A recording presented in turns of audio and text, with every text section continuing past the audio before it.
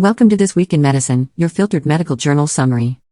Looking to stay up to date with the latest medical research but short on time? This Week in Medicine has you covered. Our AI-generated podcast provides you with a convenient, on-the-go solution to keep you informed about the most significant developments in the medicine field. Each episode offers a filtered and concentrated summary of key journal articles, allowing you to stay informed without the need to sift through pages of research papers.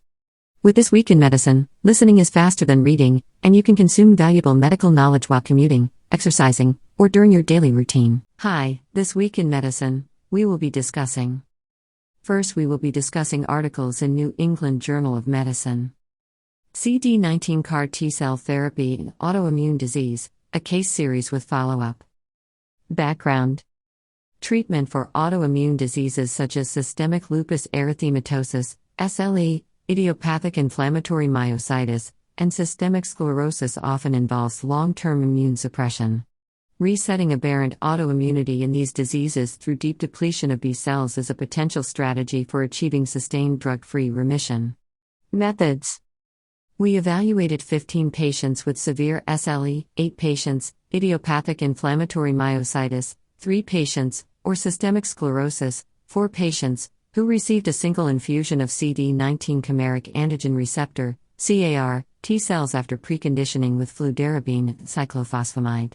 Efficacy up to 2 years after CAR T-cell infusion was assessed by means of definition of remission in SLE, DORIS, remission criteria, American College of Rheumatology European League Against Rheumatism, ACR Euler, major clinical response, and the score on the European Scleroderma Trials and Research Group, USTAR, activity index, with higher scores indicating greater disease activity, among others.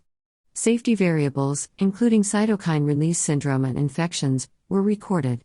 Results. The median follow-up was 15 months, range 4 to 29.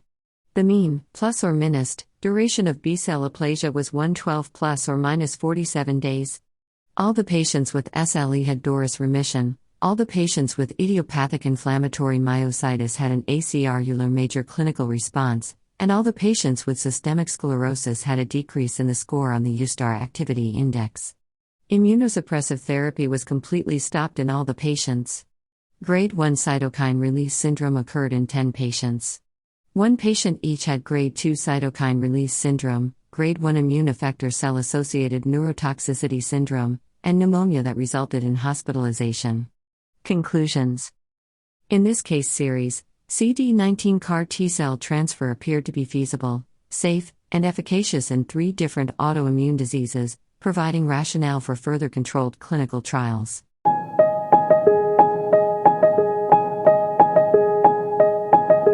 Tenecteplase for stroke at 4.5 to 24 hours with perfusion-imaging selection. Background. Thrombolytic agents, including tenecteplase, are generally used within 4.5 hours after the onset of stroke symptoms. Information on whether tenecteplase confers benefit beyond 4.5 hours is limited. Methods. We conducted a multi-center, double-blind, randomized, placebo-controlled trial involving patients with ischemic stroke to compare tenecteplase, 0.25 mg per kilogram of body weight, up to 25 mg, with placebo administered 4.5 to 24 hours after the time that the patient was last known to be well.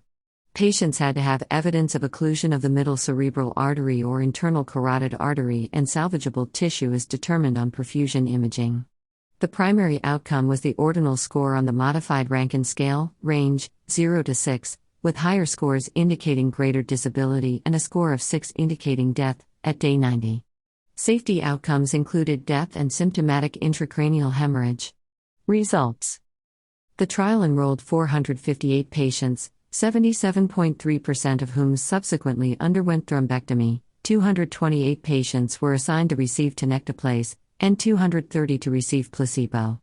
The median time between the time the patient was last known to be well and randomization was approximately 12 hours in the tenecteplase group and approximately 13 hours in the placebo group. The median score on the modified Rankin scale at 90 days was 3 in each group. The adjusted common odds ratio for the distribution of scores on the modified Rankin scale at 90 days for tenecteplase as compared with placebo was 1.13, 95% confidence interval, 0.82 to 1.57, p equals 0.45. In the safety population, mortality at 90 days was 19.7% in the Tenecteplase group and 18.2% in the placebo group, and the incidence of symptomatic intracranial hemorrhage was 3.2% and 2.3%, respectively. Conclusions: Tenecteplase therapy that was initiated 4.5 to 24 hours after stroke onset in patients with occlusions of the middle cerebral artery or internal carotid artery, most of whom had undergone endovascular thrombectomy, did not result in better clinical outcomes than those with placebo. The incidence of symptomatic intracerebral hemorrhage was similar in the two groups.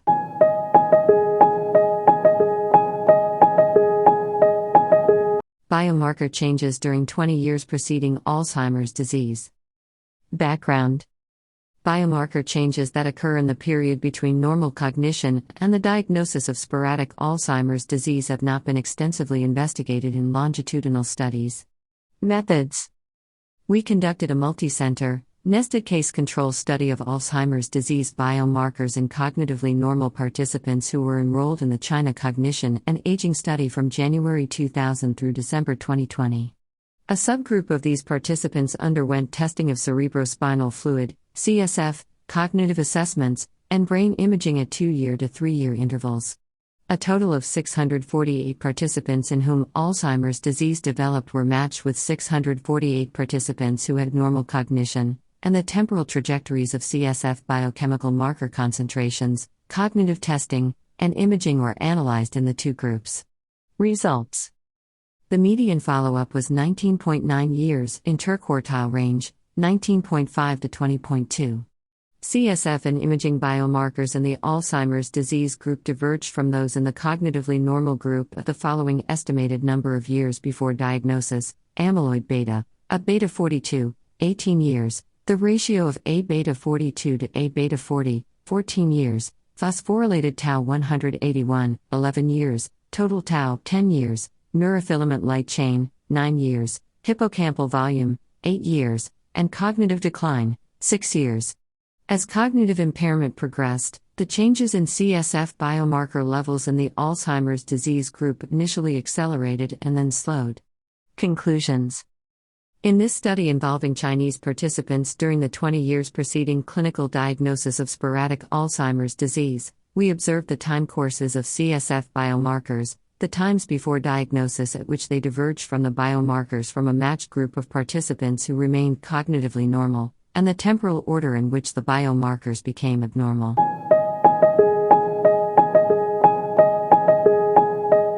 Rusfertide, a Hepcidin mimetic, for control of erythrocytosis in Polycythemia Vera.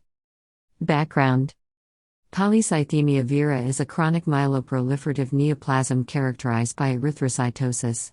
Rusfertide, an injectable peptide mimetic of the master iron regulatory hormone hepcidin, restricts the availability of iron for erythropoiesis. The safety and efficacy of rusfertide in patients with phlebotomy-dependent polycythemia vera are unknown. Methods: In Part 1 of the International, Phase 2 REVIVE trial, we enrolled patients in a 28-week dose-finding assessment of rusfertide. Part 2 was a double-blind, randomized withdrawal period in which we assigned patients, in a 1-to-1 ratio, to receive rusfertide or placebo for 12 weeks. The primary efficacy endpoint was a response, defined by hematocrit control, absence of phlebotomy, and completion of the trial regimen during Part 2. Patient-reported outcomes were assessed by means of the Modified Myeloproliferative Neoplasm Symptom Assessment Form, MPN-SOF, patient diary. Scores range from 0 to 10, with higher scores indicating greater severity of symptoms. Results: 70 patients were enrolled in Part 1 of the trial and 59 were assigned to receive rusfertide, 30 patients, or placebo, 29 patients, in Part 2. The estimated mean, plus or minus, number of phlebotomies per year was 8.7 plus or minus 2.9 during the 28 weeks before the first dose of rusfertide and 0.6 plus or minus 1.0 during Part 1, estimated difference, 8.1 phlebotomies per year. The mean maximum hematocrit was 44.5 plus or minus 2% during Part 1 as compared with 50.0 plus or minus 5.8% during the 28 weeks before the first dose of rusfertide. During Part 2, A response was observed in 60% of the patients who received Rusfertide as compared with 17% of those who received placebo, p equals 0.002. Between baseline and the end of Part 1, Rusfertide treatment was associated with a decrease in individual symptom scores on the MPN-SOF in patients with moderate or severe symptoms at baseline. During Parts 1 and 2, Grade 3 adverse events occurred in 13% of the patients, and none of the patients had a Grade 4 or 5 event. Injection site reactions of Grade 1 or 2 in severity were common. Conclusions. In patients with Polycythemia Vera, Rusfertide treatment was associated with a mean hematocrit of less than 45% during the 28-week dose-finding period, and the percentage of patients with a response during the 12-week randomized withdrawal period was greater with Rusfertide than with placebo.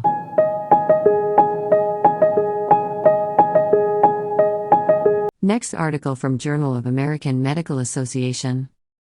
Examining excess mortality associated with the COVID-19 pandemic for renters threatened with eviction. Importance: residential evictions may have increased excess mortality associated with the COVID-19 pandemic.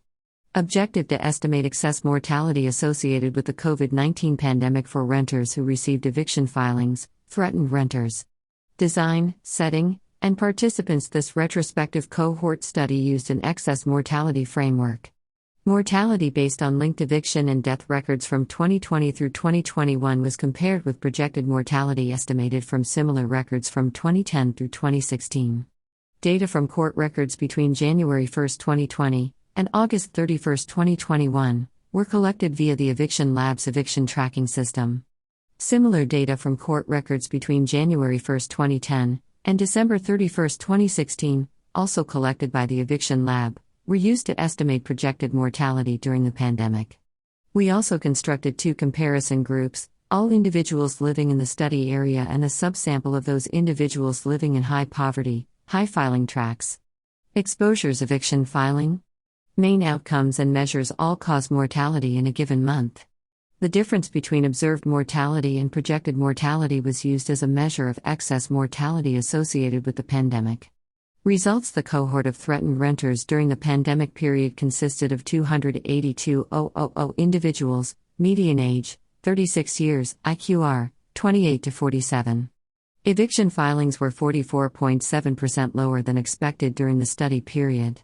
The composition of threatened renters by race, ethnicity, sex, and socioeconomic characteristics during the pandemic was comparable with the pre-pandemic composition.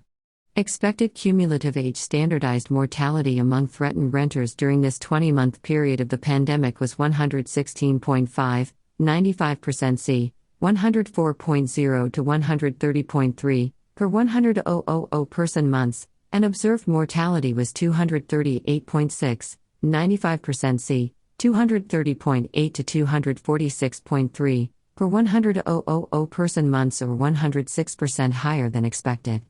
In contrast, expected mortality for the population living in similar neighborhoods was 114.6, 95% C, 112.1 to 116.8, per 100,000 person months, and observed mortality was 142.8, 95% C, 140.2 to 145.3, per 100,000 person months, or 25% higher than expected.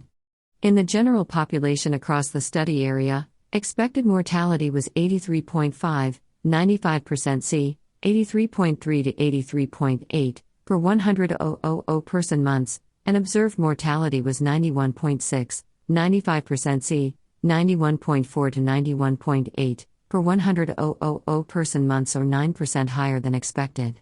The pandemic produced positive excess mortality ratios across all age groups among threatened renters.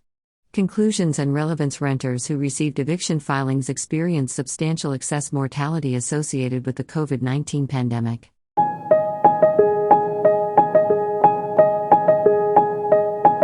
Next article from Annals of Internal Medicine. Autoimmune disorders associated with surgical remission of Cushing's disease. A cohort study.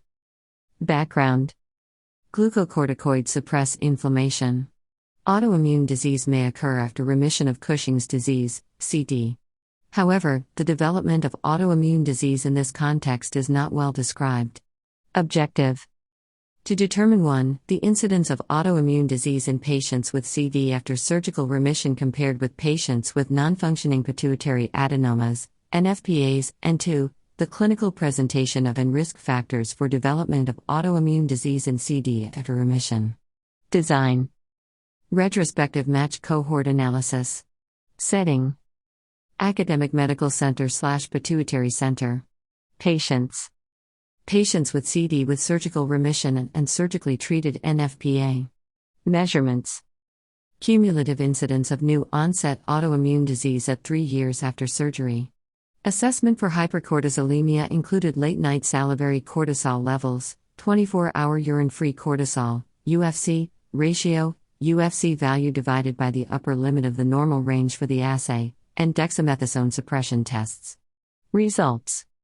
Cumulative incidence of new onset autoimmune disease at 3 years after surgery was higher in patients with CD 10.4%, 95% C, 5.7% to 15.1%, than in those with NFPAs 1.6%, C 0% to 4.6%, hazard ratio 7.80, C 2.88 to 21.10.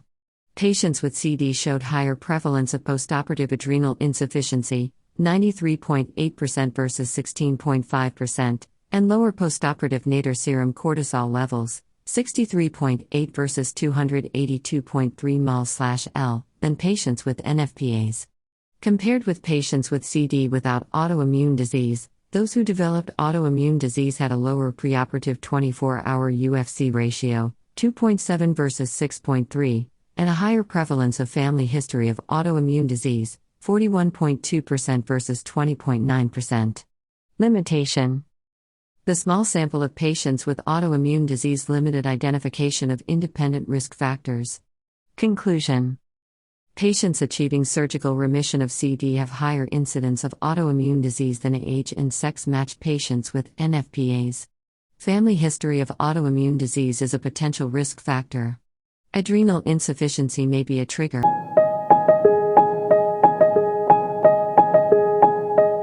Next article from Nature Medicine. A terminal metabolite of niacin promotes vascular inflammation and contributes to cardiovascular disease risk.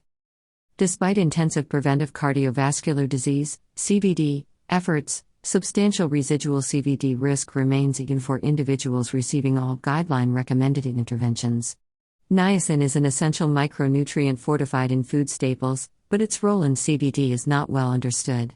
In this study, untargeted metabolomics analysis of fasting plasma from stable cardiac patients in a prospective discovery cohort, N equals 1,162 total, N equals 422 females, suggested that niacin metabolism was associated with incident major adverse cardiovascular events, MACE. Serum levels of the terminal metabolites of excess niacin, N1-methyl-2-pyridone 5-carboxamide, 2-pi, and N1-methyl-4-pyridone 3-carboxamide, 4-pi, were associated with increased 3-year MACE risk in 2 validation cohorts, US N equals 2,331 total, N equals 774 females, European N equals 832 total, N equals 249 females, adjusted hazard ratio, HR 95% confidence interval, for 2-pi, 1.64, 1.10 to 2.42, and 2.02, 1.29 to 3.18, respectively, for 4-pi, 1.89, 1.26 to 2.84, and 1.99, 1.26 to 3.14, respectively. Phenome-wide association analysis of the genetic variant RS104967331, which was significantly associated with both 2-pi and 4-pi levels, revealed an association of this variant with levels of soluble vascular adhesion molecule 1, CAM1.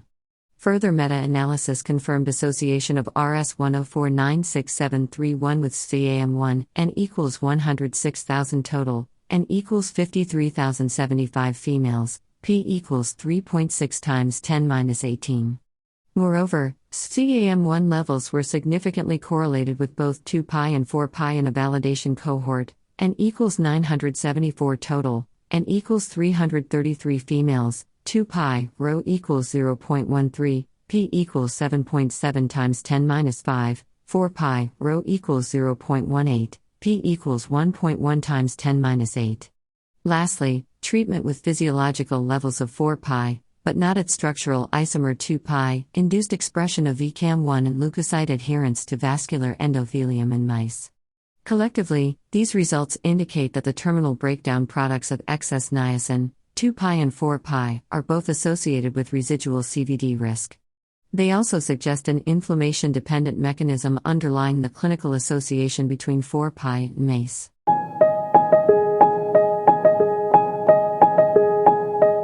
Next article from British Medical Journal. Exposure-response associations between chronic exposure to fine particulate matter and risks of hospital admission for major cardiovascular diseases, population-based cohort study. Objective to estimate exposure-response associations between chronic exposure to fine particulate matter, PM2.5, and risks of the first hospital admission for major cardiovascular disease, CVD, subtypes. Design population-based cohort study. Setting contiguous U.S. Participants 59,761 494 Medicare fee-for-service beneficiaries aged greater than or equal to 65 years during 2016. Calibrated PM2.5 predictions were linked to each participant's residential zip code as proxy exposure measurements. Main outcome measures risk of the first hospital admission during follow-up for ischemic heart disease, cerebrovascular disease, heart failure, cardiomyopathy, arrhythmia, valvular heart disease, thoracic and abdominal aortic aneurysms, or a composite of these CVD subtypes. A causal framework robust against confounding bias and bias arising from errors in exposure measurements was developed for exposure response estimations. Results: 3-year average PM2.5 exposure was associated with increased relative risks of first hospital admissions for ischemic heart disease, cerebrovascular disease, heart failure, cardiomyopathy, arrhythmia, and thoracic and abdominal aortic aneurysms. For composite CVD, the exposure response curve showed monotonically increased risk associated with PM2.5, compared with exposures less than or equal to 5 micrograms/m3, the World Health Organization Air Quality Guideline. The relative risk at exposures between 9 and 10 micrograms/m3, which encompassed the U.S. national average of 9.7 micrograms/m3 during the study period, was 1.29, 95% confidence interval 1.28 to 1.30. On an absolute scale, the risk of hospital admission for composite CVD increased from 2.59% with exposures less than or equal to 5 micrograms/m3 to 3.35% exposures between 9 and 10 micrograms/m3. The effects persisted for at least 3 years after exposure to PM2.5. Age, education, accessibility to healthcare, and neighborhood deprivation level appeared to modify susceptibility to PM2.5. Conclusions: the findings of this study suggest that no safe threshold exists for the chronic effect of PM2.5 on overall cardiovascular health. Substantial benefits could be attained through adherence to the WHO Air Quality Guideline.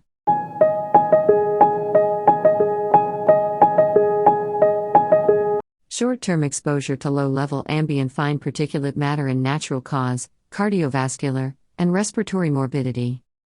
Objective to estimate the excess relative and absolute risks of hospital admissions and emergency department visits for natural causes, cardiovascular disease, and respiratory disease associated with daily exposure to fine particulate matter, PM2.5, at concentrations below the new World Health Organization Air Quality Guideline limit among adults with health insurance in the contiguous U.S. Design Case Time Series Study. Setting U.S. National Administrative Healthcare Claims Database. Participants 50.1 million commercial and Medicare Advantage beneficiaries aged greater than or equal to 18 years between January 1, 2010 and December 31, 2016. Main outcome measures: daily counts of hospital admissions and emergency department visits for natural causes, cardiovascular disease, and respiratory disease based on the primary diagnosis code. Results during the study period: 10.3 million hospital admissions and 24.1 million emergency department visits occurred for natural causes among 50.1 million adult enrollees across 2,939 U.S. counties. The daily PM2.5 levels were below the new WHO guideline limit of 15 g/m3 for 92.6% of county days, 7 360 725 out of 7 949 713. On days when daily PM2.5 levels were below the new WHO air quality guideline limit of 15 g/m3, an increase of 10 g/m3 in PM2.5 during the current and previous day was associated with higher risk of hospital admissions for natural causes, with an excess relative risk of 0.91%, 95% confidence interval 0.55% to 1.26%, or 1.87, 95% confidence interval 1.14 to 2.59, excess hospital admissions per million enrollees per day. The increased risk of hospital admissions for natural causes was observed exclusively among adults aged greater than or equal to 65 years and was not evident in younger adults. PM2.5 levels were also statistically significantly associated with relative risk of hospital admissions for cardiovascular and respiratory diseases. For emergency department visits, a 10 g/m3 increase in PM2.5 during the current and previous day was associated with respiratory disease, with an excess relative risk of 1.34%, 0.73% to 1.94%, or 0.93, 0.52 to 1.35, excess emergency department visits per million enrollees per day. This association was not found for natural causes or cardiovascular disease. The higher risk of emergency department visits for respiratory disease was strongest among middle-aged and young adults. Conclusions among U.S. adults with health insurance, exposure to ambient PM2.5 at concentrations below the new WHO air quality guideline limit is statistically significantly associated with higher rates of hospital admissions for natural causes, cardiovascular disease and respiratory disease, and with emergency department visits for respiratory diseases. These findings constitute an important contribution to the debate about the revision of air quality limits, guidelines, and standards.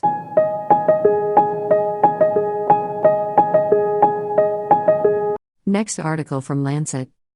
Efficacy and safety of aldosterone synthase inhibition with and without empagliflozin for chronic kidney disease, a randomized, controlled, phase 2 trial. Background. Excess aldosterone accelerates chronic kidney disease progression. This phase 2 clinical trial assessed by 690,517, an aldosterone synthase inhibitor for efficacy, safety, and dose selection. Methods. This was a multinational, randomized, controlled, phase 2 trial. People aged 18 years or older with an estimated glomerular filtration rate, EGFR, of 30 to less than 90 milliliters per minute /1 ml.73 square meters, a urine albumin to creatinine ratio, UACR, of 200 to less than 5,000 milligrams/g, and serum potassium of 4 ml.8 millimoles/L or less, taking an angiotensin-converting enzyme inhibitor or angiotensin receptor blocker, were enrolled. Participants were randomly assigned 1:1 to 8 weeks of empagliflozin or placebo run-in, followed by a second randomization 1:1:1 to 14 weeks of treatment with once per day by 690,517 at doses of 3 mg, 10 mg, or 20 mg, or placebo. Study participants, research coordinators, investigators, and the Data Coordinating Center were masked to treatment assignment. The primary endpoint was the change in Walker measured in first morning void urine from baseline, second randomization to the end of treatment. This study is registered with clinicaltrials.gov, NCT 051828440, and is completed. Findings. Between February 18 and December 30, 2022, of the 714 run-in participants, 586 were randomly assigned to receive by 690,517 or placebo. At baseline, 33%, N equals 196, were women, 67%, N equals 390 were men, 42%, N equals 244, had a racial identity other than white, and mean participant age was 63 middle.8 years, SD 11 middle.3. Mean baseline EGFR was 51 middle.9 milliliters per minute /1 middle.73 square meters, 17 middle.7, and median Walker was 426 mg/g, IQR 205 to 889. Percentage change in first morning void Walker from baseline to the end of treatment at week 14 was -3%, 95% C -19 to 17, with placebo, -22%, -36 to -7, with by 690,517 3 mg, -39%, -50 to -26, with by 690,517 10 mg, and -37%, -49 to -22, with by 690,517 20 mg monotherapy. By 690,517 produced similar Walker reductions when added to empagliflozin. Investigator-reported hyperkalemia occurred in 10%, 14,146, of those in the by 690,517 3 mg group, 15%, 22,144, in the by 690,517 10 mg group, and 18%, 26,146, in the by 690,517 20 mg group, and in 6%, 9 of 147, of those receiving placebo, with or without empagliflozin. Most participants with hyperkalemia did not require intervention, 86%, 72-84.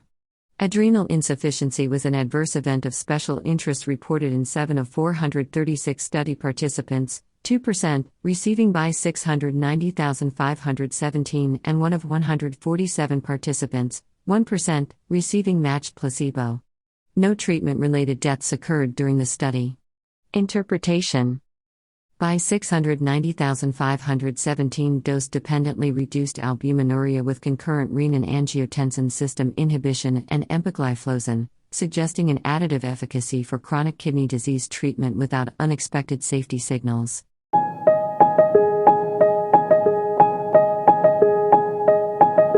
Next article from Journal of Clinical Oncology. Costs of cancer prevention, physical and psychosocial sequelae of risk-reducing total gastrectomy. Purpose: risk-reducing surgery for cancer prevention in solid tumors is a pressing clinical topic because of the increasing availability of germline genetic testing. We examine the short and long-term outcomes of risk-reducing total gastrectomy, RRTG, and its lesser-known impacts on health-related quality of life, QOL, in individuals with hereditary diffuse gastric cancer syndrome. Methods: individuals who underwent RRTG as part of a single institution natural history study of hereditary gastric cancers were examined. Clinicopathologic details, acute and chronic operative morbidity, and health-related COL were assessed. Validated questionnaires were used to determine COL scores and psychosocial spiritual measures of healing. Results: 126 individuals underwent RRTG because of a pathogenic or likely pathogenic germline CDH1 variant between October 2017 and December 2021. Most patients, 87.3%, 110-126, had PT1 and 0 gastric carcinoma with signet ring cell features on final pathology. Acute, less than 30 days, postoperative major morbidity was low, 5.6%, 7-126, and nearly all patients, 98.4%, lost weight after total gastrectomy. At 2 years after gastrectomy, 94%, 64-68, of patients exhibited at least one chronic complication, bile reflux, dysphagia, and micronutrient deficiency. Occupation change, 23.5%, divorce, 3%, and alcohol dependence, 1.5%, were life-altering consequences attributed to total gastrectomy by some patients. In patients with a median follow-up of 24 months, COL scores decreased at 1 month after gastrectomy and returned to baseline by 6 to 12 months. Conclusion: RRTG is associated with life-changing adverse events that should be discussed when counseling patients with CDH1 variants about gastric cancer prevention. The risks of cancer prevention surgery should not only be judged in the context of likelihood of death due to disease if left untreated, but also based on the real consequences of organ removal.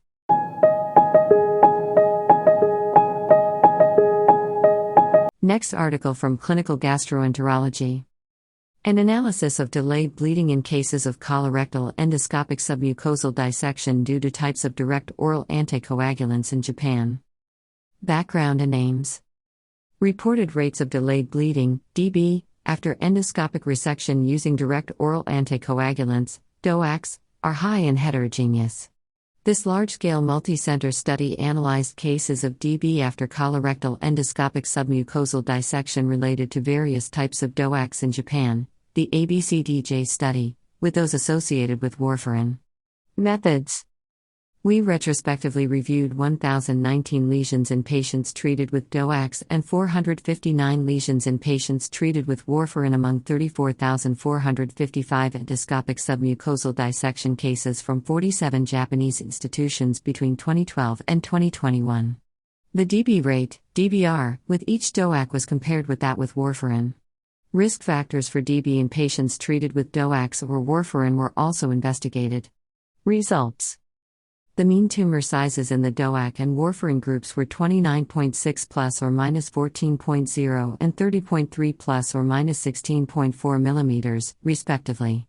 In the DOAC group, the DBR with dabigatran, 18.26%, was significantly higher than that with apixaban, 10.08%, p equals 0.029, edoxaban, 7.73%, p equals 0.001, and rivaroxaban, 7.21%, p less than 0.001. Only rivaroxaban showed a significantly lower DBR than warfarin, 11.76%, p equals 0.033. In the multivariate analysis, heparin bridging therapy, odds ratio, or 2.18, 95% confidence interval, c. 1.27 to 3.73, p equals 0.005, rectal location, 2.01, 1.28 to 3.16, p equals 0.002, and procedure time greater than or equal to 55 minutes, 2.43, 1.49 to 3.95, p less than 0.001, were significant risk factors for DB in the DOAC group. The DB risk in the DOAC group, or 95% C, was 2.13, 1.30 to 3.50, and 4.53, 2.52 to 8.15, for 1 and 2 significant risk factors, respectively. Conclusions. Dabigatran was associated with a higher DBR than other DOACs, and only rivaroxaban was associated with a significantly lower DBR than warfarin.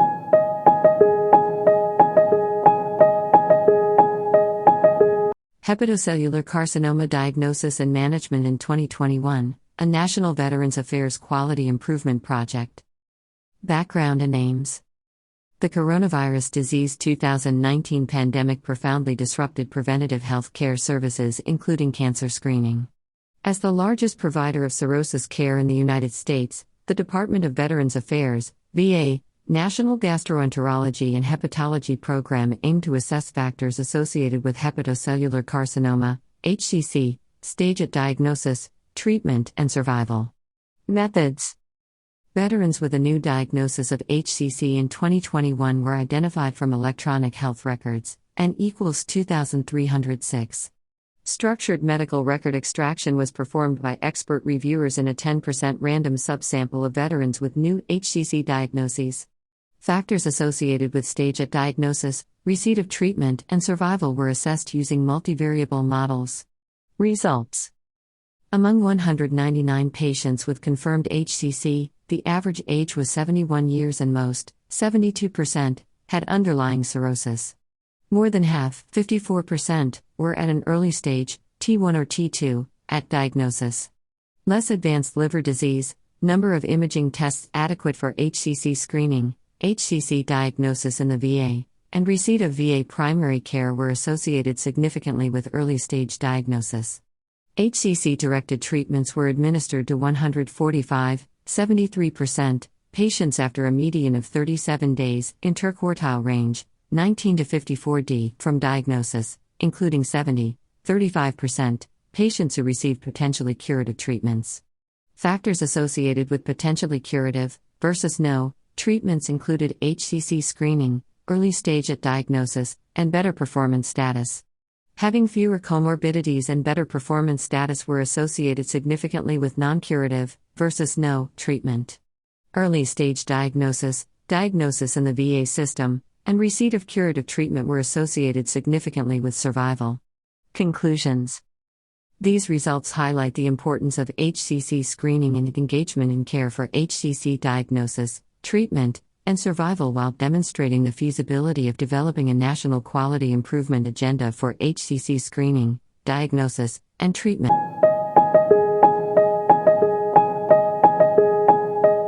Next article from Clinical Liver Disease. Screening for hepatitis C is part of an opioid stewardship quality improvement initiative, identifying infected patients and analyzing linkage to care. Screening patients with opioid use disorder, OUD, for HCV can potentially decrease morbidity and mortality if HCV-infected individuals are linked to care. We describe a quality improvement initiative focused on patients with OUD, incorporating an electronic health record decision support tool for HCV screening across multiple healthcare venues, and examining the linkage to HCV care. Of 5,829 patients with OUD, 4,631 were tested for HCV, 79.4%, compared to a baseline of 8%, and 1,614, 27.7%, tested positive. 230 patients had died at the study onset. Patients tested in the acute care and emergency department settings were more likely to test positive than those in the ambulatory setting, or equals 2.21 and 2.49, p less than 0.001.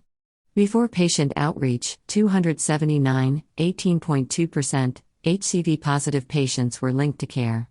After patient outreach, 326, 23.0%, total patients were linked to care.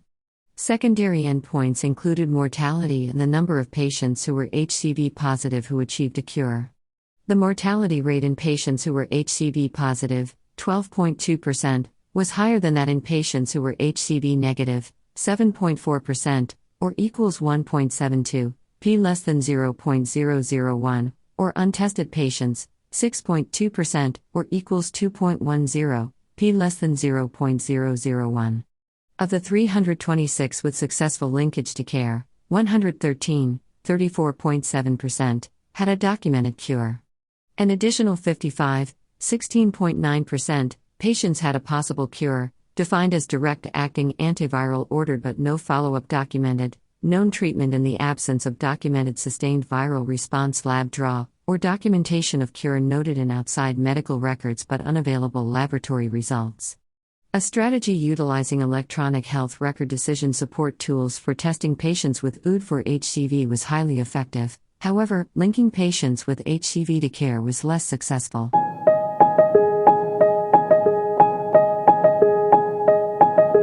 Next article from Clinical Infectious Diseases. Clinical outcomes and bacterial characteristics of carbapenem-resistant Acinetobacter baumannii among patients from different global regions. Background: Carbapenem-resistant Acinetobacter baumannii, CRAB, is one of the most problematic antimicrobial-resistant bacteria. We sought to elucidate the international epidemiology and clinical impact of CRAB. Methods: In a prospective observational cohort study, 842 hospitalized patients with a clinical CRAB culture were enrolled at 46 hospitals in 5 global regions between 2017 and 2019. The primary outcome was all-cause mortality at 30 days from the index culture. The strains underwent whole genome analysis. Results: Of 842 cases, 536, 64%, represented infection.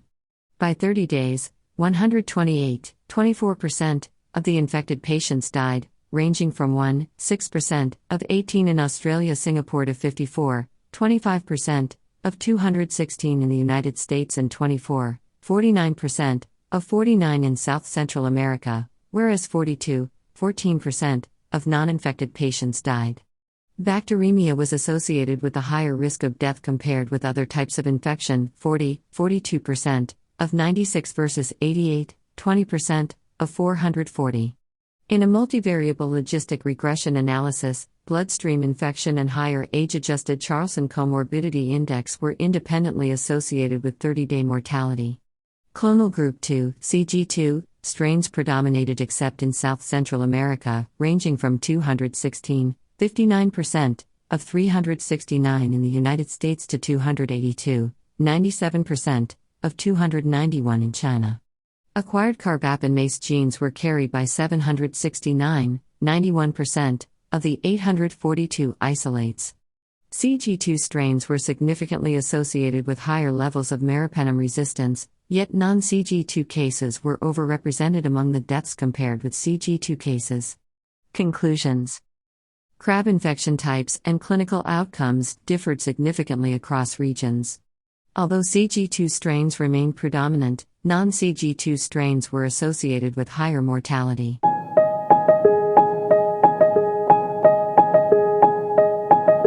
Next article from Journal of Clinical Rheumatology. Unveiling the link between antiphospholipid antibodies and cognitive dysfunction in the Almenara lupus cohort.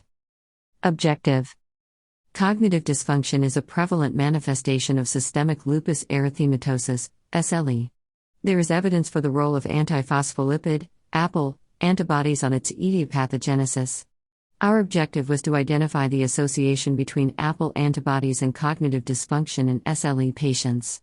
Methods: this cross-sectional study included 135 patients evaluated from March 2015 to October 2017 at one center. Cognitive deficit was measured using the NeuroC test. Disease activity and damage were ascertained using the SLEDAI-2K, SLE Disease Activity Index 2000, and the SDI, Systemic Lupus International Collaborating Clinics/American College of Rheumatology Damage Index, respectively. APL antibodies were measured by enzyme-linked immunosorbent assay.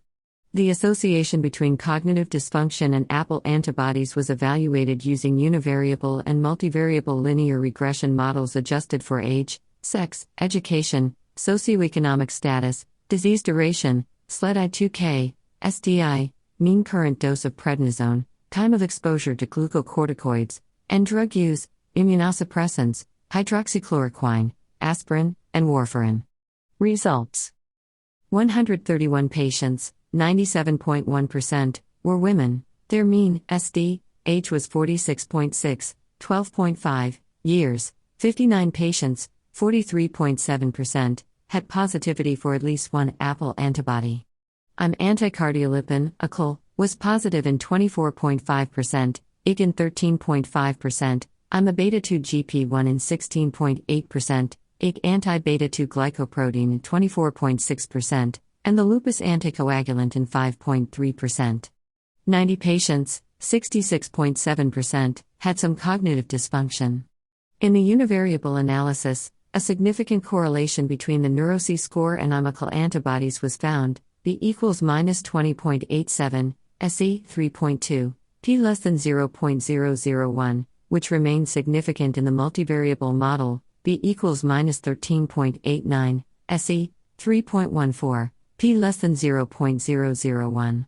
Conclusions: ACL antibodies are associated with cognitive dysfunction in patients with SLE. Larger and longitudinal studies are needed to assess the impact of these findings.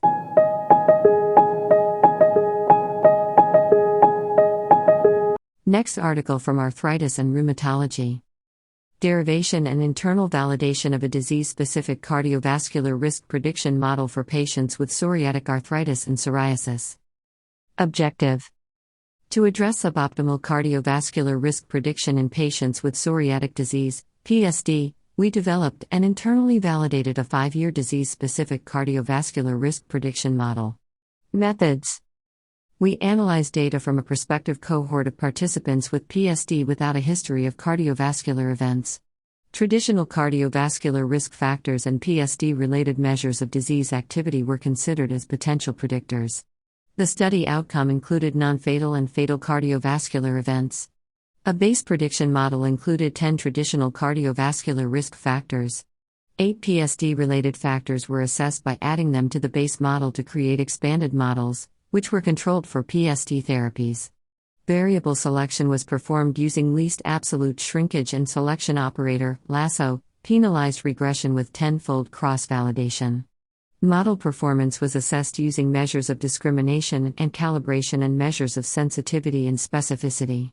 Results: between 1992 and 2020, 85 of 1,336 participants developed cardiovascular events.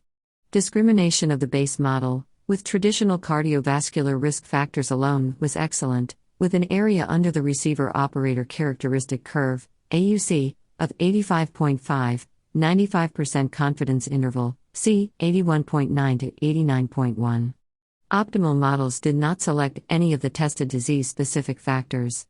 In a sensitivity analysis, which excluded lipid-lowering and antihypertensive treatments, the number of damaged joints was selected in the expanded model.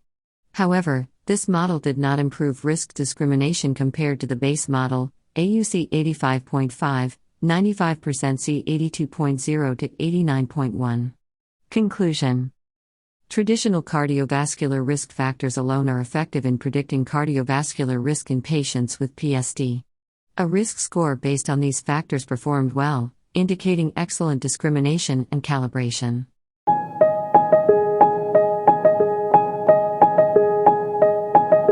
Next article from Circulation. Arrhythmic risk in biventricular pacing compared with left bundle branch area pacing, results from the A.I.O study. Background. Left bundle branch area pacing, LBAP, may be associated with greater improvement in left ventricular ejection fraction and reduction in death or heart failure hospitalization compared with biventricular pacing, BVP, in patients requiring cardiac resynchronization therapy. We sought to compare the occurrence of sustained ventricular tachycardia, VT, or ventricular fibrillation, VF, and new onset atrial fibrillation, AF, in patients undergoing BVP and LAP. Methods. The A.I.O study, International Collaborative LBAP study, included patients with left ventricular ejection fraction less than or equal to 35% who underwent BVP or LAP for cardiac resynchronization therapy between January 2018 and June 2022 at 15 centers. We performed propensity score matched analysis of LBAP and BVP in a 1-to-1 ratio. We assessed the incidence of VT/VF and new onset AF among patients with no history of AF. Time to sustained VT/VF and time to new onset AF was analyzed using the Cox proportional hazard survival model. Results. Among 1778 patients undergoing cardiac resynchronization therapy, BVP, 981, LAP, 797, there were 1,414 propensity score matched patients, propensity score matched BVP, 707, propensity score matched LAP, 707. The occurrence of VT/VF was significantly lower with LAP compared with BVP, 4.2% versus 9.3%, hazard ratio 0.46, 95% C, 0.29 to 0.74, p less than 0.001. The incidence of VT storm, greater than 3 episodes in 24 hours, was also significantly lower with LAP compared with BVP, 0.8% versus 2.5%, p equals 0.013. Among 299 patients with cardiac resynchronization therapy pacemakers, BVP, 111, LAP, 188, VT/VF occurred in 8 patients in the BVP group versus none in the LAP group, 7.2% versus 0%, p less than 0.001.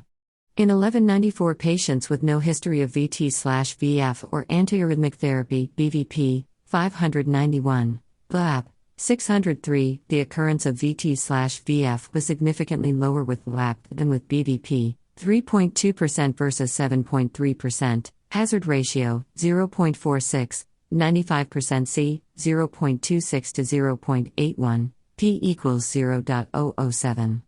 Among patients with no history of AF, N equals 890, the occurrence of new onset AF greater than 30s was significantly lower with LAP than with BVP, 2.8% versus 6.6%, hazard ratio, 0.34, 95% C, 0.16 to 0.73, p equals 0.008. The incidence of AF lasting greater than 24 hours was also significantly lower with LAP than with BVP, 0.7% versus 2.9%, p equals 0.015. Conclusions. LAP was associated with a lower incidence of sustained VT/VF and new onset AF compared with BVP. This difference remained significant after adjustment for differences in baseline characteristics between patients with BVP and LAP. Physiological resynchronization by LAP may be associated with lower risk of arrhythmias compared with BVP.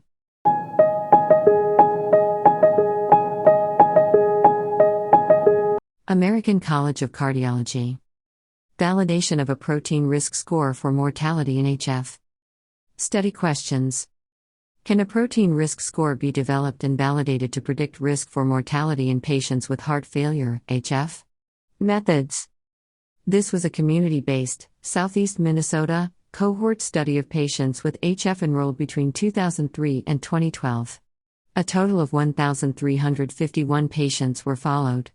In these patients, 7,289 plasma proteins were measured, high-throughput proteomics.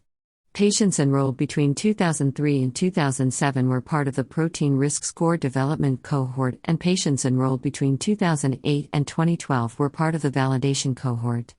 The protein risk score was used to assess 5-year mortality. This was compared against a clinical model that included the MAGIC, meta-analysis global group in chronic heart failure, risk score and N-terminal pro-B-type natriuretic peptide, NT-prob, levels across a range of predicted mortality risk groups, less than or equal to 25%, 26 to 50%, 51 to 75%, greater than 75%. Results. In the overall cohort, 48% were women, median age was 78 years, and 31% had a left ventricular ejection fraction, LVEF, less than 40%. A total of 1,013 deaths occurred during follow-up, followed through 2021, leading to a 5-year mortality rate of 52.1%, 95% confidence interval, c. 49.3 to 54.7%. There were 855 and 496 patients in the development and validation cohorts, respectively. The baseline characteristics of the two cohorts were in general similar. A total of 38 proteins were identified in the development cohort as being independent predictors of mortality. After adjusting for the MAGIC score, a 1 standard deviation increase in protein risk score was associated with an increased risk of death in both cohorts. Development hazard ratio, HR, 2.62, 95% confidence interval, c. 2.34 to 2.93, validation, HR 2.01, 95% c. 1.75 to 2.32. In the validation cohort, the protein risk score was associated with cardiovascular mortality in the crude model, HR 1.55, 95% c. 1.34 to 1.79, though not significantly associated after adjusting for MAGIC score, HR 1.12, 95% c. 0.93 to 1.35. The protein risk score was well calibrated with estimated to observed mortality ratio of 1.01, 95% c. 0.92 to 1.10, performing better than the clinical model, A.I.O. 1.11, 95% c. 1.02 to 1.19, particularly at the low and high risk groups. When the protein risk score was added to the clinical model, more patients were able to be reclassified to either the low or high risk for mortality groups. Conclusions. The development of a protein risk score using 38 proteins was successfully completed with a community-based cohort. Validation of the score demonstrated good calibration and helped stratify mortality risk in patients with HF.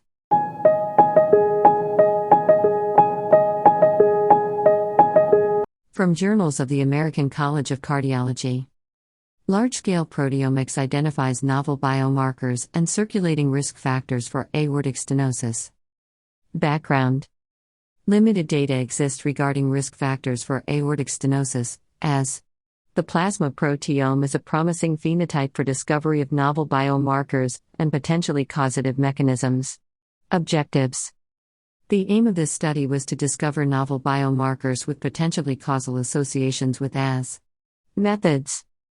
We measured 4,877 plasma proteins, SomaScan aptamer affinity assay, among ERIC, atherosclerosis risk in communities, study participants in midlife, visit 3, V3, N equals 11,430, age 60 plus or minus 6 years, and in late life, V5, N equals 4,899, age 76 plus or minus 5 years.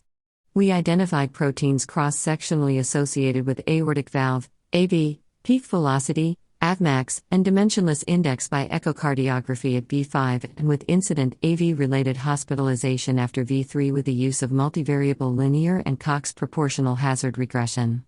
We assessed associations of candidate proteins with changes in AVMAX over 6 years and with AV calcification with the use of cardiac computed tomography, replicated analysis in an independent sample, performed Mendelian randomization, and evaluated gene expression in explanted human AV tissue.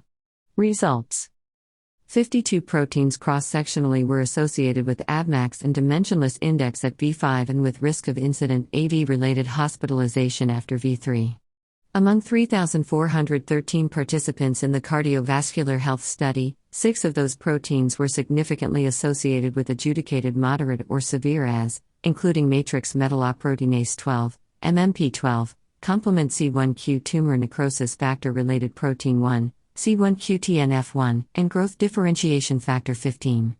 MMP12 was also associated with greater increase in AVMAX over 6 years, greater degree of AV calcification, and greater expression in calcific compared with normal or fibrotic AV tissue. C1q-TNF1 had consistent potential causal effects on both AS and AVMAX according to Mendelian randomization analysis. Conclusions: these findings identify MMP12 as a potential novel circulating biomarker of AS risk and C1q-TNF1 as a new putative target to prevent AS progression.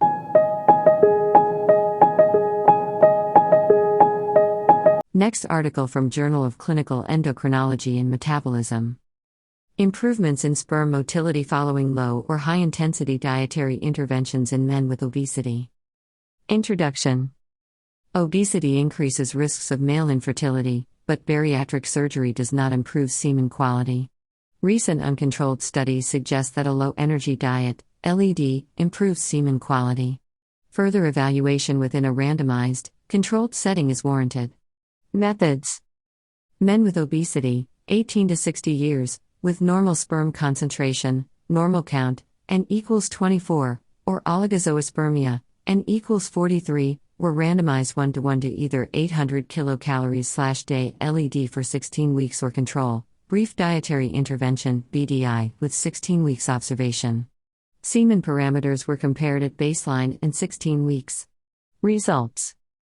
Mean age of men with normal count was 39.4 plus or minus 6.4 in BDI and 40.2 plus or minus 9.6 years in the LED group. Mean age of men with oligozoospermia was 39.5 plus or minus 7.5 in BDI and 37.7 plus or minus 6.6 years in the LED group. LED caused more weight loss than BDI in men with normal count, 14.4 versus 6.3 kilograms. P less than 0.001, and men with oligozoospermia, 17.6 versus 1.8 kilograms, P less than 0.001.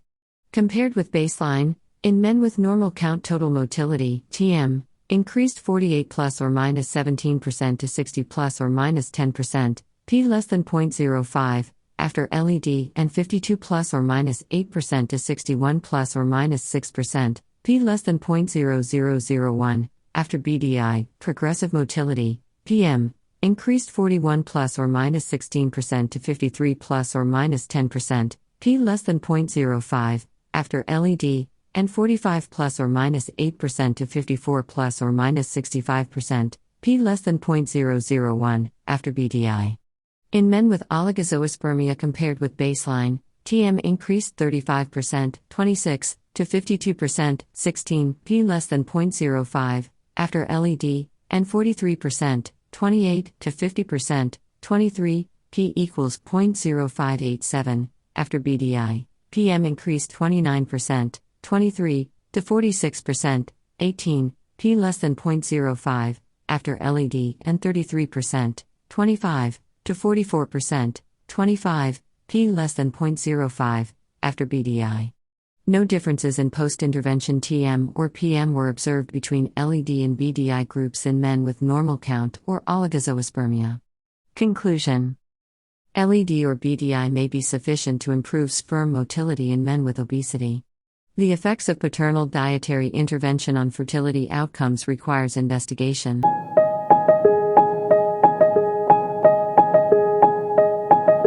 Fusion oncogenes in patients with locally advanced or distant metastatic differentiated thyroid cancer.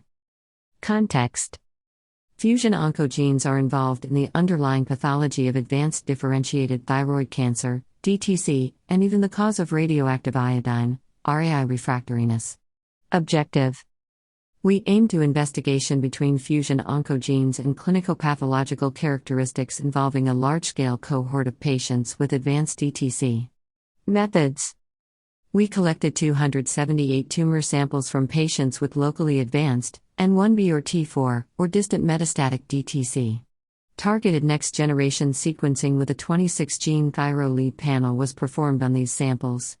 Results: fusion oncogenes accounted for 29.86% of the samples, 72 rearrangement during transfection, RET, fusions, 7 neurotrophic tropomyosin receptor kinase, NTRK, fusions, 4 anaplastic lymphoma kinase, ALK, fusions, and occurred more frequently in pediatric patients than in their adult counterparts, p equals 0.003 or 2.411. 95% C 1.329 to 4.311, in our cohort. DTCs with fusion oncogenes appeared to have a more advanced American Joint Committee on Cancer, AJCC_N and AJCC_M stage, p equals 0.0002 or 15.47, 95% C 2.54 to 160.9, and p equals 0.016, or 2.35, 95% C 1.18 to 4.81, than those without. DTCs with fusion oncogenes were associated with pediatric radioactive iodine, RAI, refractoriness compared with those without fusion oncogenes, p equals 0.017, or 4.85, 95% C 1.29 to 15.19. However, in adult DTCs, those with fusion oncogenes were less likely to be associated with RAI refractoriness than those without, p equals 0.029, or 0.50, 95% C 0.27 to 0.95, owing to a high occurrence of the TERT mutation, which was the most prominent genetic risk factor for RAI refractoriness in multivariate logistic regression analysis, p less than 0.001, or 7.36, 95% C 3.14 to 17.27. Conclusion: fusion oncogenes were more prevalent in pediatric DTCs than in their adult counterparts and were associated with pediatric RAI refractoriness, while in adult DTCs, TERT mutation was the dominant genetic contributor to RAI refractoriness rather than fusion oncogenes.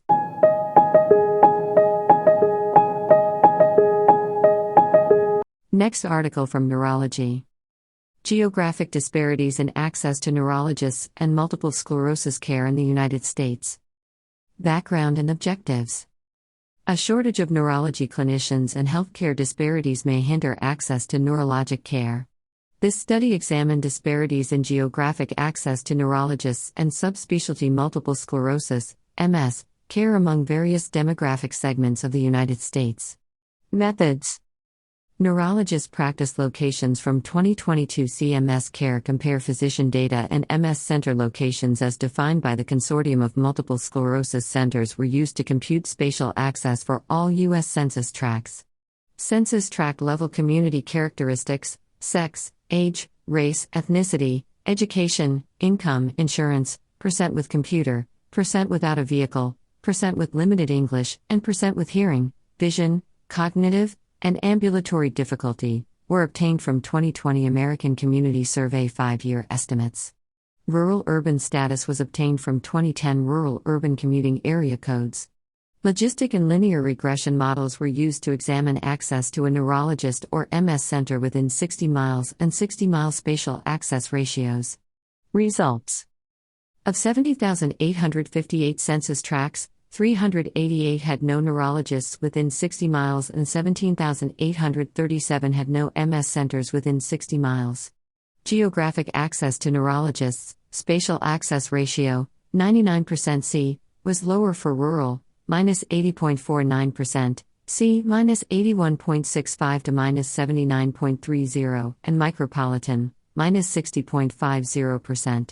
C, minus 62.40 to minus 58.51, areas compared with metropolitan areas.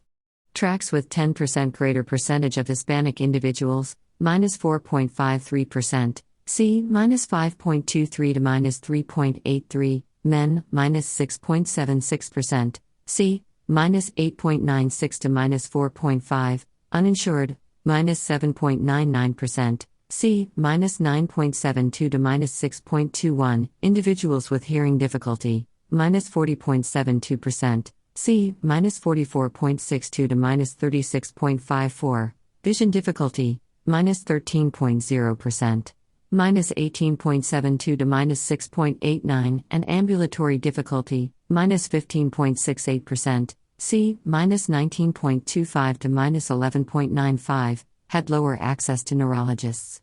Census tracts with 10% greater Black individuals, 3.50%, C, 2.93 to 10.71, college degree holders, minus 7.49%, C, 6.67 to 8.32, individuals with computers, 16.57%, C, 13.82 to 19.40, individuals without a vehicle, 9.57%, C, 8.69 to 10.47, individuals with cognitive difficulty, 25.63%, C, 19.77 to 31.78, and individuals with limited English, 18.5%, C, 16.30 to 20.73, and 10-year-older individuals, 8.85%, C, 7.03 to 10.71, had higher spatial access to neurologists. Covariates for access followed similar patterns for MS centers. Discussion. Geographic access to neurologists is decreased in rural areas, in areas with higher proportions of Hispanics, populations with disabilities, and those uninsured. Access is further limited for MS subspecialty care. This study highlights disparities in geographic access to neurologic care.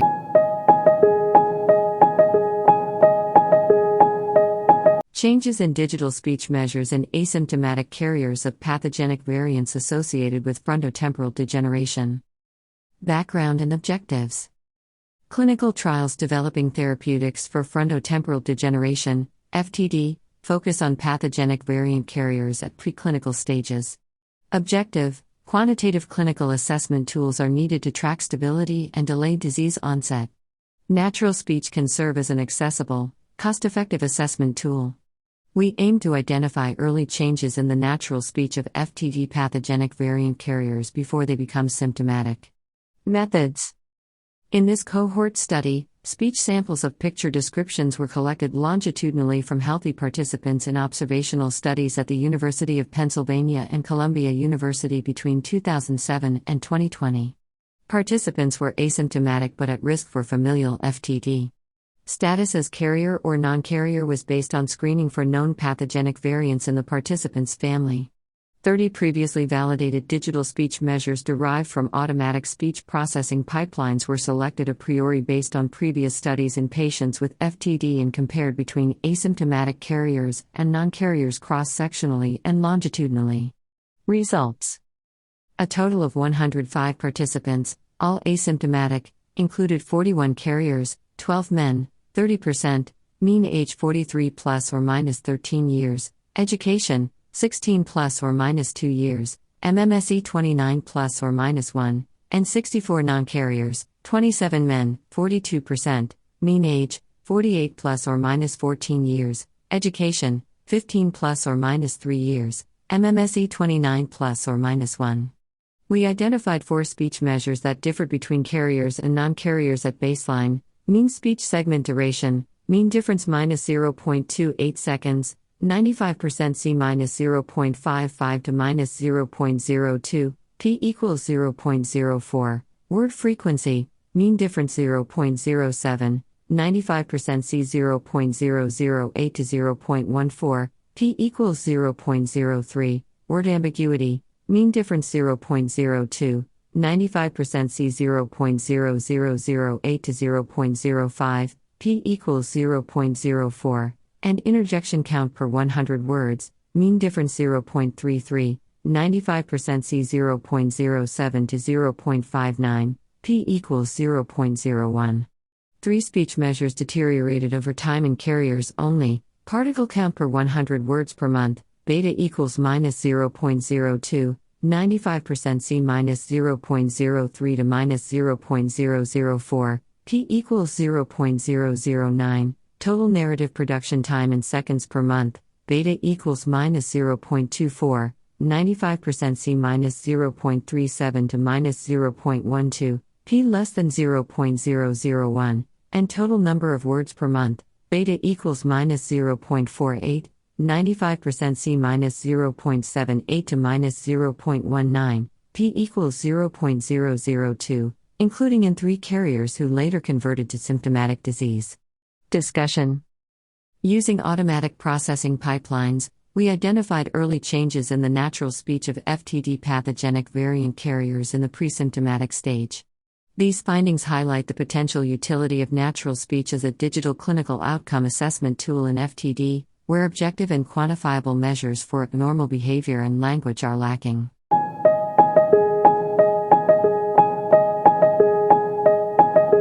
Next article from Chest. Outcomes of intermittent multidrug 4 therapy for refractory Mycobacterium abscessus pulmonary disease. Background. No studies have reported therapies for the treatment of patients with refractory Mycobacterium abscessus pulmonary disease, MAB-PD. We implemented intermittent multidrug 4 therapy, IMIT, through repeated hospitalizations for patients with MAB-PD who were refractory to antibiotics for more than 12 months. Research question. What are the effects of IMiD on patients with refractory MAB-PD? Study design and methods. The 4th antibiotics administered for IMiD included amikacin, imipenem, and tigecycline, and the outcomes for 36 patients who underwent IMiD for refractory MAB-PD were evaluated. Patients were repeatedly hospitalized and administered IMiD on recurrent symptoms or radiographic evidence of deterioration, while maintaining oral/inhaled antibiotics. Results. Of the 36 patients, 72% had M. abscessus subspecies abscessus, herein M. abscessus, PD, and 28% had M. abscessus subspecies massiliense, herein M. massiliense, PD. The median number of hospitalizations for IMiD was 2, interquartile range, 1 to 3, for patients with M. abscessus PD and 1, interquartile range, 1 to 2, for patients with M. massiliense PD.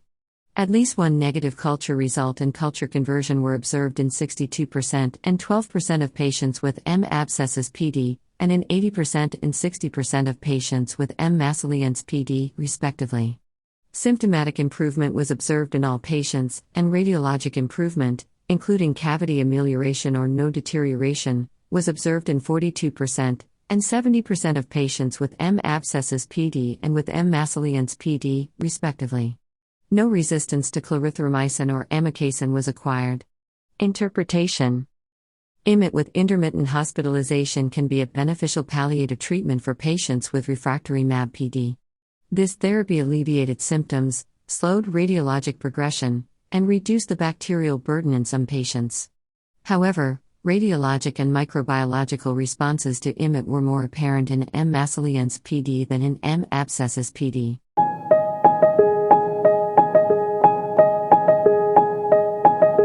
Low tidal volume ventilation is poorly implemented for patients in North American and United Kingdom ICUs using electronic health records. Background. Low tidal volume ventilation, LTVV, less than 8 ml/kg predicted body weight, PBW, is a well-established standard of care associated with improved outcomes. This study used data collated in multi-center electronic health record ICU databases from the United Kingdom and the United States to analyze the use of LTVV in routine clinical practice. Research question. What factors are associated with adherence to LTVV in the United Kingdom and North America? Study design. This was a retrospective, multi-center study across the United Kingdom and United States of patients who were mechanically ventilated. Methods.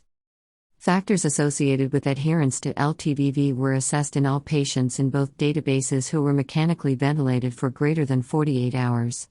We observed trends over time and investigated whether LTVV was associated with patient outcomes, 30-day mortality and duration of ventilation, and identified strategies to improve adherence to LTVV. Results. A total of 5,466, Critical Care Health Informatics Collaborative, KIC, and 7,384 Electronic ICU Collaborative Research Database, EQCRD, patients were ventilated for greater than 48 hours, and had data of suitable quality for analysis. The median tidal volume (VT) values were 7.48 ml/kg PBW (KIC) and 7.91 ml/kg PBW (EQ/CRD). The patients at highest risk of not receiving LTVV were shorter than 160 cm (KIC) and 165 cm (EQ/CRD). Those with BMI greater than 30 kg/m2 (KIC) or 1.9, 95% C, 1.7 to 2.13, EQ/CRD or 1.61, 95% C, 1.49 to 1.75, and female patients, KIC or 2.39, 95% C, 2.16 to 2.65, EQ/CRD or 2.29, 95% C, 2.26 to 2.31, were at increased risk of having median VT greater than 8 ml/kg PBW. Patients with median VT less than 8 ml/kg PBW had decreased 30-day mortality in the KIC database. KIC cause-specific hazard ratio 0.86, 95% C, 0.76 to 0.97, EQ/CRD cause-specific hazard ratio 0.9, 95% C, 0.86 to 1.00. There was a significant reduction in VT over time in the KIC database. Interpretation. There has been limited implementation of LTVV in routine clinical practice in the United Kingdom and the United States. VT greater than 8 ml/kg PBW was associated with worse patient outcomes.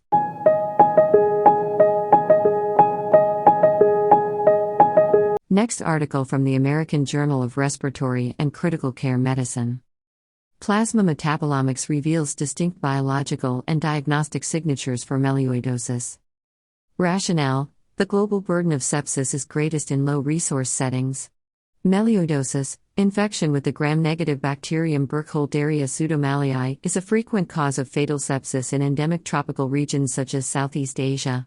Objectives: to investigate whether plasma metabolomics would identify biological pathways specific to melioidosis and yield clinically meaningful biomarkers. Methods: using a comprehensive approach, differential enrichment of plasma metabolites and pathways was systematically evaluated in individuals selected from a prospective cohort of patients hospitalized in rural Thailand with infection. Statistical and bioinformatics methods were used to distinguish metabolomic features and processes specific to patients with melioidosis and between fatal and non-fatal cases. Measurements and main results: metabolomic profiling and pathway enrichment analysis of plasma samples from patients with melioidosis, N equals 175, and non-melioidosis infections, N equals 75, revealed a distinct immunometabolic state among patients with melioidosis, as suggested by excessive tryptophan catabolism in the kynurenine pathway and significantly increased levels of sphingomyelins and ceramide species. We derived a 12 metabolite classifier to distinguish melioidosis from other infections, yielding an area under the receiver operating characteristic curve of 0.87 in a second validation set of patients. Melioidosis non-survivors, N equals 94, had a significantly disturbed metabolome compared with survivors, N equals 81, with increased leucine, isoleucine, and valine metabolism, and elevated circulating free fatty acids and acylcarnitines. A limited 8 metabolite panel showed promise as an early prognosticator of mortality in melioidosis. Conclusions: melioidosis induces a distinct metabolomic state that can be examined to distinguish underlying pathophysiological mechanisms associated with death. A 12 metabolite signature accurately differentiates melioidosis from other infections and may have diagnostic applications.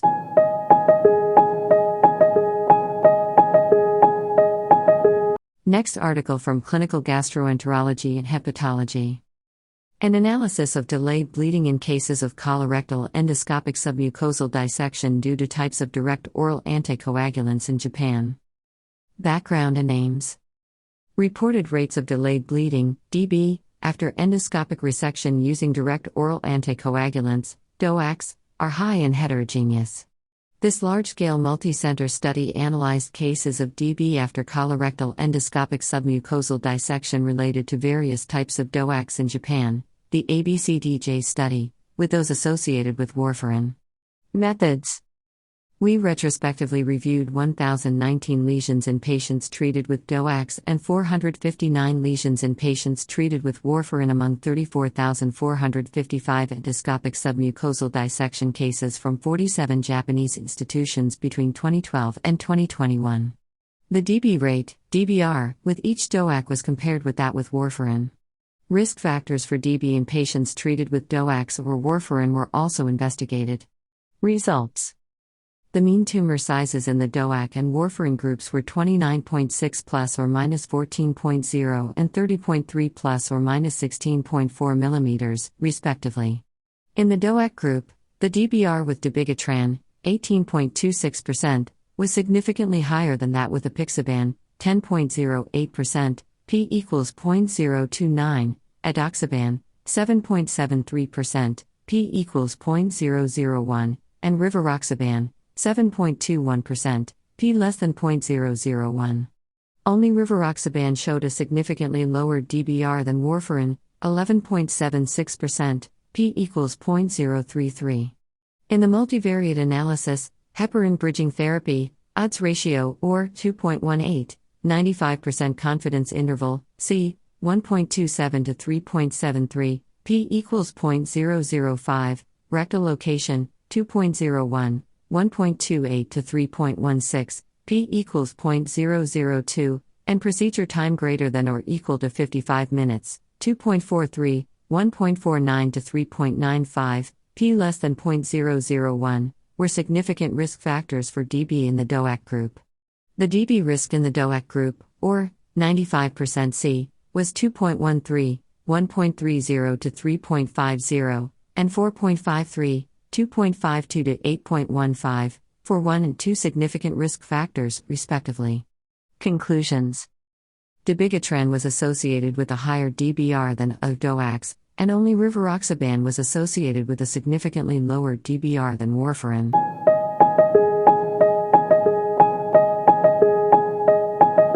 Association of renin-angiotensin system inhibition with liver-related events and mortality in compensated cirrhosis. Background and aims. While renin-angiotensin system inhibition lowers the hepatic venous gradient, the effect on more clinically meaningful endpoints is less studied. We aim to quantify the relationship between renin-angiotensin system inhibition and liver-related events, LREs, among adults with compensated cirrhosis. Methods. In this national cohort study using the Optum database, we quantified the association between angiotensin-converting enzyme, ACE, inhibitor or angiotensin receptor blocker, ARB, use in LREs, hepatocellular carcinoma, liver transplantation, ascites, hepatic encephalopathy, or variceal bleeding, among patients with cirrhosis between 2009 and 2019. Selective beta blocker, SBB, users served as the comparator group. We used demographic and clinical features to calculate inverse probability treatment weighting weighted cumulative incidences, absolute risk differences, and Cox proportional hazard ratios. Results.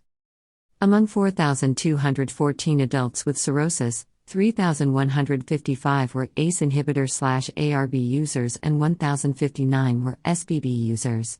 In inverse probability treatment weighting weighted analyses, ACE inhibitor/ARB versus SBB, users had lower 5-year cumulative incidence, 30.6%, 95% confidence interval, c. 27.8% to 33.2%, versus 41.3%, 95% c. 34.0% to 47.7%, absolute risk difference, minus 10.7%, 95% c. minus 18.1% to minus 3.6%, and lower risk of LREs, adjusted hazard ratio R, 0.69, 95% C, 0.60 to 0.80.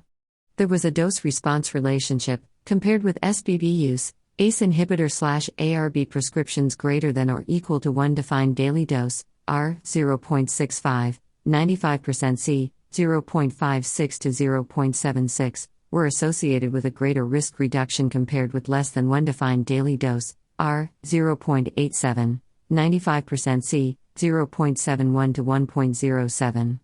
Results were robust across sensitivity analyses such as comparing ACE inhibitor/ARB users with non-users and as treated analysis. Conclusions. In this national cohort study, ACE inhibitor/ARB use was associated with significantly lower risk of ARIs in patients with compensated cirrhosis. These results provide support for a randomized clinical trial to confirm clinical benefit.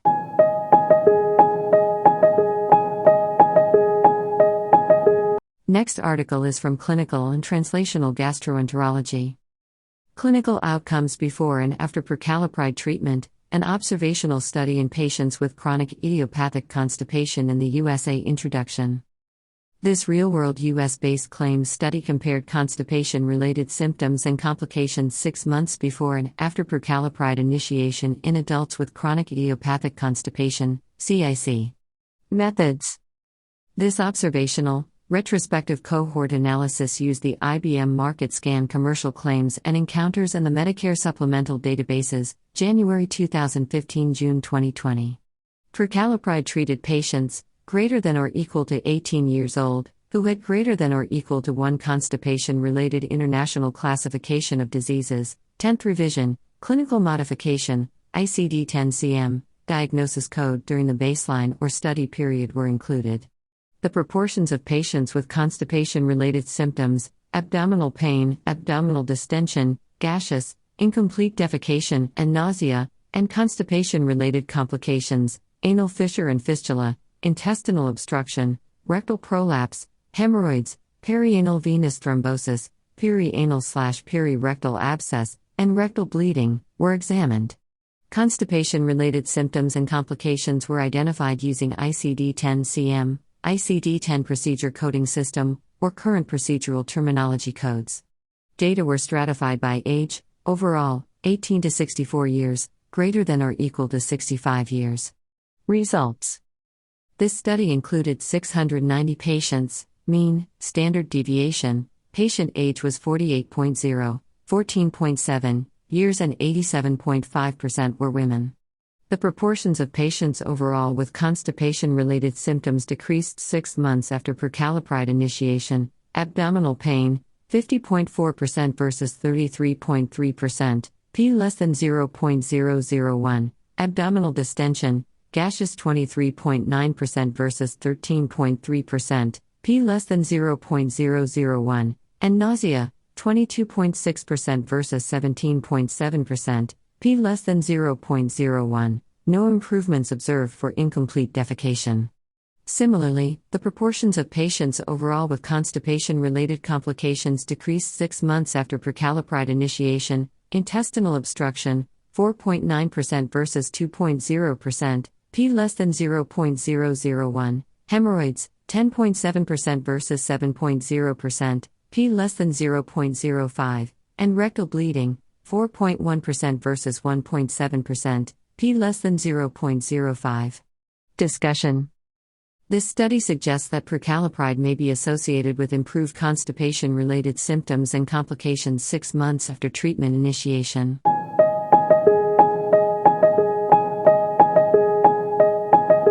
Next article is from Clinical Journal of American Society of Nephrology.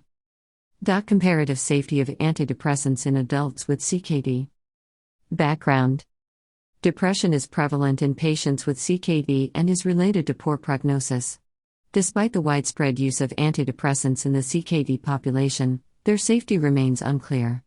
Methods. We identified adults with CKD stages G3-5, eat for less than 60 ml per minute per 1.73 meters 2 not treated with dialysis, and incident depression diagnosis during 2007 to 2019 from the Stockholm Creatinine Measurements Project.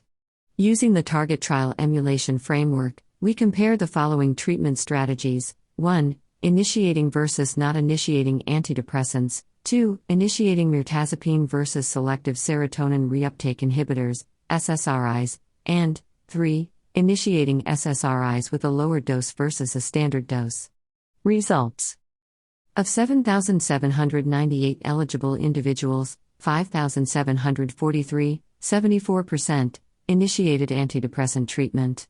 Compared with non-initiation, initiation of antidepressants was associated with higher hazards of short-term outcomes, including hip fracture, hazard ratio, HR, 1.23, 95% confidence interval, C 0.88 to 1.74, and upper gastrointestinal bleeding, HR, 1.38, 95% C, 0.82 to 2.31, although not statistically significant. Initiation of antidepressants was not associated with long-term outcomes, including all-cause mortality, major adverse cardiovascular event, CKD progression, and suicidal behavior. Compared with SSRIs, initiation of mirtazapine was associated with a lower hazard of upper gastrointestinal bleeding, HR, 0.52, 95% C, 0.29 to 0.96, but a higher hazard of mortality, HR, 1.11, 95% C, 1.00 to 1.22. Compared with the standard dose, initiation of SSRIs with a lower dose was associated with non-statistically significantly lower hazards of upper gastrointestinal bleeding, HR, 0.68, 95% C, 0.35 to 1.34, and CKD progression, HR, 0.80, 95% C, 0.63 to 1.02, but a higher hazard of cardiac arrest, HR, 2.34, 95% C, 1.02 to 5.40. Conclusions. Antidepressant treatment was associated with short-term adverse outcomes but not long-term outcomes in people with CKD and depression.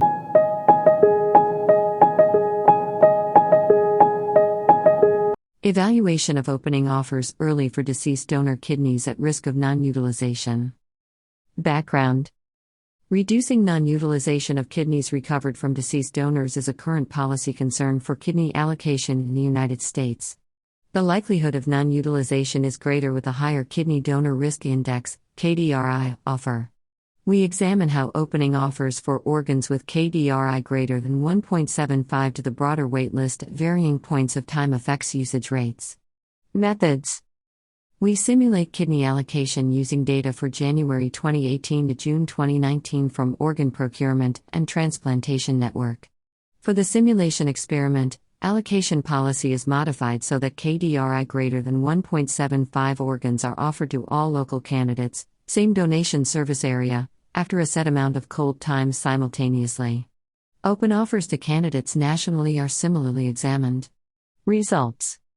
Simulation results. N equals 50 replications, estimate that opening offers locally for KDRI greater than 1.75 after 10 hours yields a non-utilization rate of 38%, range, 35% to 42%, less than the prevailing rate of 55% of KDRI greater than 1.75 kidneys.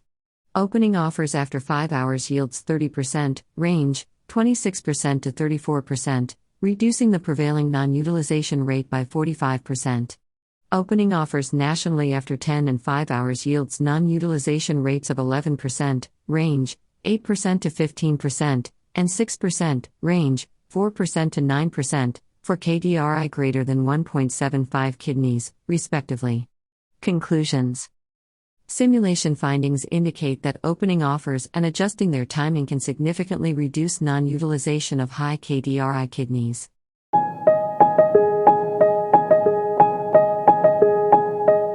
Next article is from Kidney International Reports.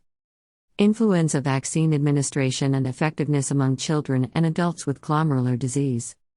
Introduction.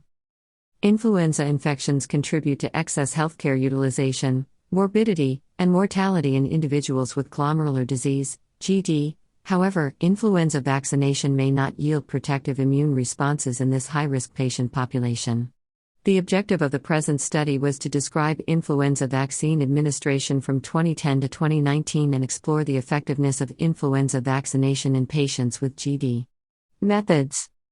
We conducted an observational cohort study using healthcare claims for seasonal influenza vaccination, exposure, as well as influenza and influenza-like illness, outcomes, from commercially insured children and adults less than 65 years of age with primary GD in the Mortality market scan research databases. Propensity score weighted Cox proportional hazards models and ratio of hazard ratios, RHR analyses were used to compare influenza infection risk in years where seasonal influenza vaccines matched or mismatched circulating viral strains. Results: the mean proportion of individuals vaccinated per season was 23%, ranged 19% to 24%. In pooled analyses comparing matched to mismatched seasons, vaccination was minimally protective for both influenza, RHR 0.86, 95% confidence interval, C 0.52 to 1.41, and influenza-like illness, RHR 0.86, 95% C 0.59 to 1.24, though estimates were limited by sample size. Conclusion: rates of influenza vaccination are suboptimal among patients with GD. Protection from influenza after vaccination may be poor, leading to excess infection-related morbidity in this vulnerable population.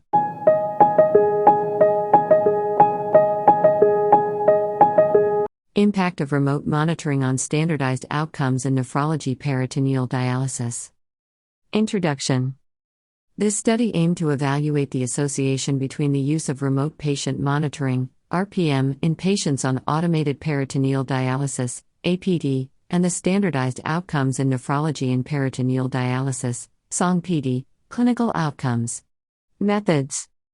A prospective and multicenter cohort study was conducted on patients with advanced chronic kidney disease on APD, recruited at 16 Spanish hospitals, between June 1 and December 31, 2021. Patients were divided into two cohorts, namely patients on APD with RPM, APD-RPM, and patients on APD without RPM.